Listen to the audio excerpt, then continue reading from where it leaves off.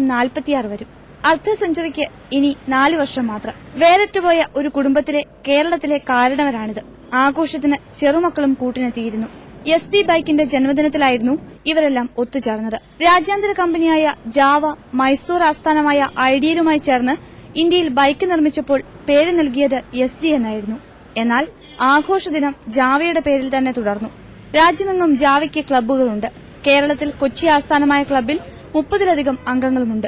ഇവിടെ ഏറ്റവും കൂടുതൽ മെമ്പേഴ്സ് ഉള്ളത് ബാംഗ്ലൂർ സിറ്റിയിലാണ്. മെമ്പേഴ്സും എല്ലാ കാര്യങ്ങളും ഉള്ളത്. പിന്നെ ഇവിടെ ഇപ്പൊ ഞങ്ങളുടെ ക്ലബ്ബിൽ 30 മെമ്പേഴ്സ് ഉണ്ട്. എല്ലാവർക്കും സെയിം ടേസ്റ്റും same like keep the bike good in condition അങ്ങനെ മെയിൻറ്റെയിൻ ചെയ്യുന്നതാണ്. 96-ൽ കമ്പനി നിർമ്മാണം നിർത്തി. സ്പെയർ പാർട്സ് കിട്ടാനില്ലാത്തതാണ് ഇപ്പോൾ ഇവർ നേരിടുന്ന പ്രധാന പ്രശ്നം. 25 കിലോമീറ്റർ മാത്രമേ മിക്കവർക്കും മൈലേജ് ലഭിക്കൂ.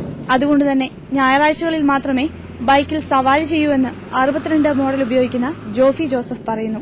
തന്റെ ഉപയോഗിക്കുന്ന കാരണം അധികം മെയിൻ്റനൻസ് ഇല്ല, മൈലേജ് പ്രോബ്ലം, പിന്നെ സിറ്റീസിൽ കൊണ്ടുനടക്കാനുള്ള ഒരു ബുദ്ധിമുട്ടും ഒക്കെ കാരണം ഉപയോഗിക്കാൻ ഒരു ബുദ്ധിമുട്ട്, അല്ലാതെ വേറെ പ്രശ്നങ്ങളായിട്ടൊന്നുമില്ല. ഒത്തുചേരലിന്റെ ഭാഗമായി ഇവർ കൊച്ചി നഗരത്തിൽ ഒരുമിച്ച് സവാരിയും നടത്തി. മനോരമ ന്യൂസ്, കൊച്ചി.